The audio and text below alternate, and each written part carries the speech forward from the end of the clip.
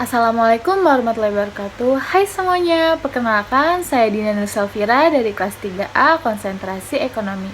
Saya berasal dari Universitas UIN Syarif Hidayatullah Jakarta, Fakultas Ilmu Tarbiyah dan Keguruan, Program Studi Pendidikan Ilmu Pengetahuan Sosial.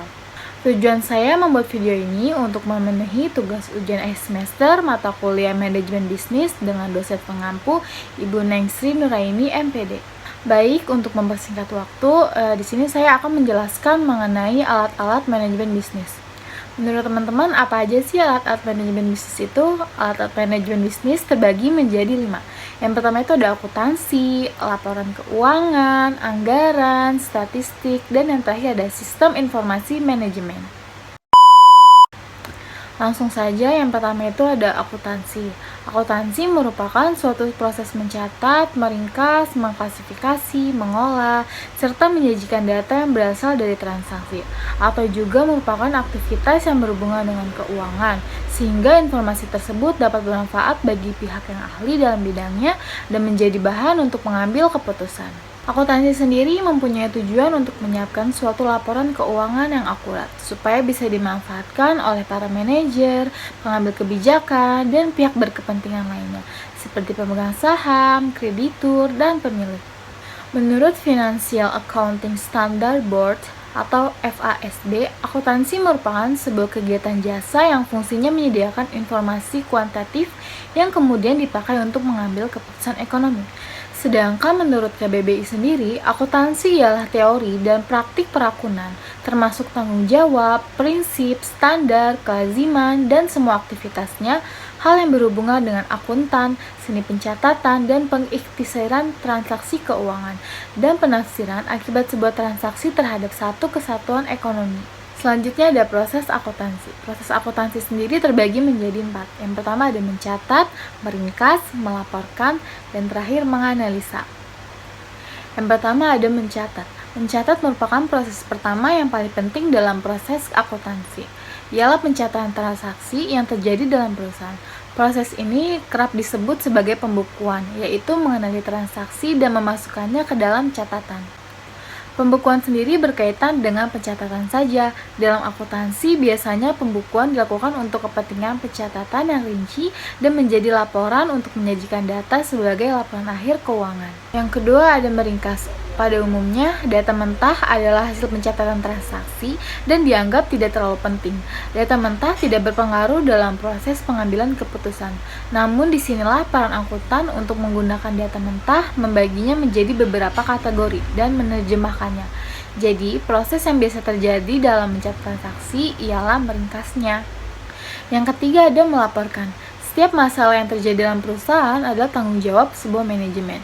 Setiap pemilik bisnis harus mengetahui berbagai operasi atau kegiatan yang terjadi di perusahaan dan bagaimana perusahaan tersebut menggunakan uang. Dalam hal ini, pemilik perusahaan akan menerima suatu laporan keuangan bagi perusahaan yang biasanya dikirimkan setiap bulannya. Sementara ada juga laporan tahunan yang merangkum semua kinerja dalam perusahaan. Yang terakhir yaitu menganalisa. Menganalisa merupakan proses akhir yang penting dalam akuntansi. Setelah merekam dan meringkas, tentunya harus menarik kesimpulan. Disinilah peran penting manajemen untuk memeriksa poin yang positif maupun negatif. Dalam menganalisa, akuntansi memperkenalkan konsep perbandingan, seperti membandingkan penjualan, laba rugi, ekuitas, dan lainnya untuk menentukan serta menganalisa kerja dan mengambil keputusan. Selanjutnya ada siklus akuntansi. Siklus akuntansi merupakan suatu proses penyediaan laporan keuangan perusahaan untuk suatu periode waktu tertentu. Siklus biasanya dimulai dari terjadinya transaksi sampai penyampaian laporan keuangan pada akhir suatu periode. Apabila digambarkan, siklus akuntansi dapat dinyatakan sebagai berikut: transaksi usaha, pembuatan buku asli, pencatatan dalam jurnal, pencatatan ke buku besar dan buku tambahan, neraca lajur penyesuaian, laporan keuangan, jurnal penutup, dan yang terakhir neraca saldo setelah penutupan. Alat manajemen yang kedua yaitu laporan keuangan. Laporan keuangan merupakan ikhtisar mengenai keadaan keuangan suatu perusahaan pada saat tertentu.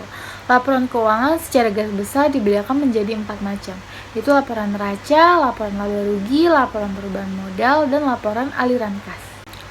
Laporan yang dipublikasikan dianggap memiliki arti penting dalam menilai suatu perusahaan. Karena informasi laporan keuangan dapat dianalisa apakah perusahaan tersebut baik atau tidak bagi yang berkepentingan. Pada setiap perusahaan, di bagian keuangan memegang peran penting dalam menentukan arah perencanaan perusahaan. Oleh karena itu, bagian keuangan harus berfungsi secara baik, sehingga pihak-pihak yang membutuhkan akan dapat memperoleh laporan keuangan tersebut dan membantunya dalam mengambil keputusan sesuai yang diharapkan.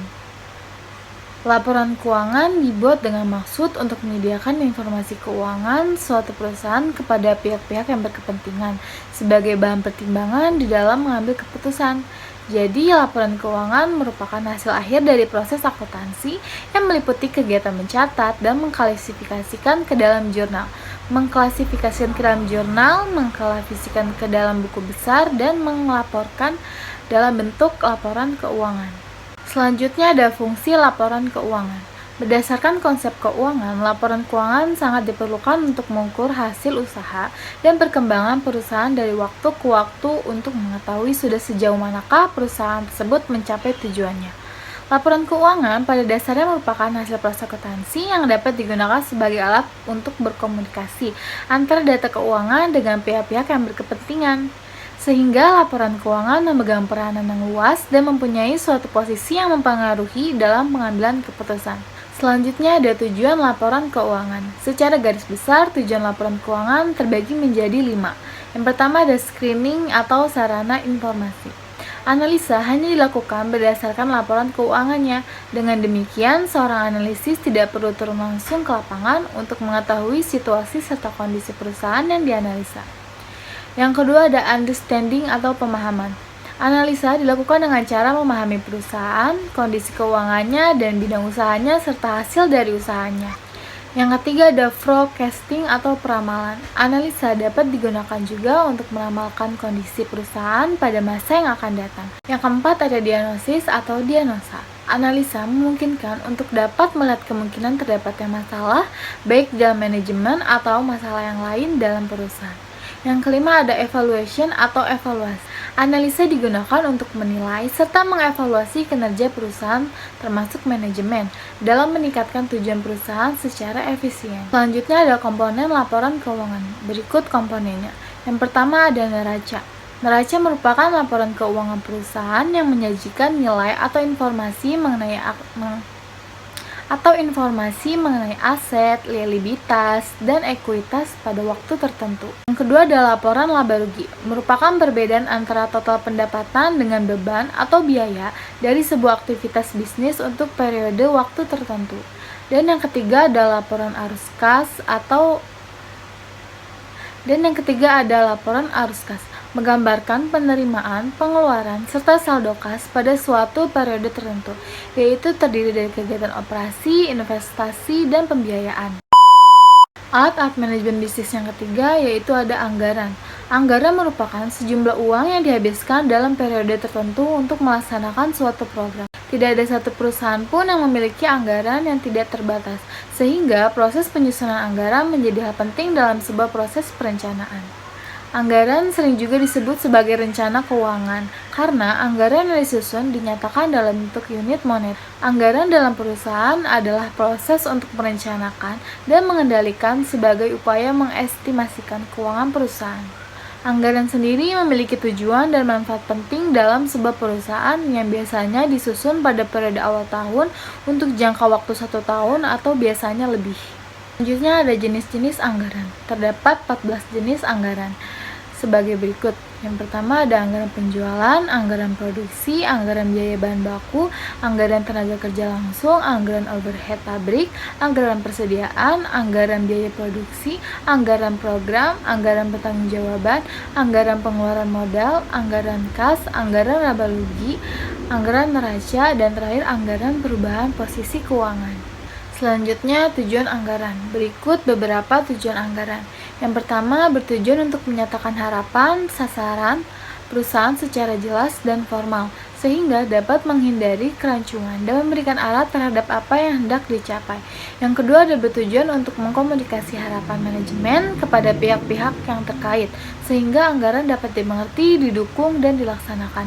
Yang ketiga, ada bertujuan untuk menyediakan rencana terinci mengenai kegiatan dengan maksud mengurangi ketidakpastian dan memberikan pengarahan yang jelas bagi individu maupun kelompok dalam upaya mencapai suatu tujuan perusahaan. Alat-alat manajemen yang keempat ialah statistik. Menurut KBBI, statistik merupakan angka-angka atau catatan yang dikumpulkan, dikelompokkan, dan ditabulasi sehingga didapatkan informasi yang berkaitan dengan masalah tertentu. Statistik ialah hasil data yang ditampilkan dalam bentuk grafik, tabel, dan lain sebagainya. Secara umum, statistik banyak digunakan dalam berbagai bidang studi seperti ekonomi, bisnis, manufaktur, pemasaran, dan lainnya. Selanjutnya ada fungsi statistik. Berikut fungsi statistik ialah 1. Untuk mendeskripsi dan menerangkan data mengenai jumlah suatu populasi yang diselidiki. Kedua, untuk menentukan jumlah tepat dari populasi yang luas pada ukuran yang lebih mudah untuk dipahami. Yang ketiga, untuk penetapan dan penerapan sebuah kondisi bagaimana suatu hipotesis dapat digunakan atau membantu melakukan sesuatu. Alat-alat manajemen bisnis yang terakhir ialah Sistem Informasi Manajemen atau SIM. SIM merupakan sekelompok atau sekumpulan proses di mana data dapat diolah, dianalisis, dan ditampilkan supaya data tersebut menjadi berguna untuk kebutuhan pengambilan suatu keputusan. Sistem ini merupakan alat yang sangat berguna untuk menunjang dan mengendalikan proses perusahaan. Tujuan utamanya ialah untuk mengumpulkan dan mengatur semua data dari berbagai tingkat perusahaan, meringkas, kemudian memfasilitasi dan meningkatkan kualitas dari pengambilan keputusan untuk meningkatkan produktivitas dan profitabilitas sebuah perusahaan. Selanjutnya, komponen-komponen sistem informasi manajemen. Yang pertama ada manusia, yang kedua ada informasi, yang ketiga ada sistem, yang keempat ada organisasi manajemen. Yang kelima ada pengambil keputusan. Selanjutnya ada fungsi sistem informasi manajemen. Adapun fungsinya yang pertama ada membantu dalam proses mengambil keputusan. Yang kedua membantu dalam menemukan suatu masalah. Yang ketiga ada membantu dalam hal membandingkan kinerja bisnis. Yang keempat ada membantu dalam hal koordinasi antar departemen. Sekian penyampaian dari saya mengenai alat-alat manajemen bisnis. Kurang lebihnya mohon maaf. Wassalamualaikum warahmatullahi wabarakatuh. Jangan lupa like, comment, and subscribe. Terima kasih.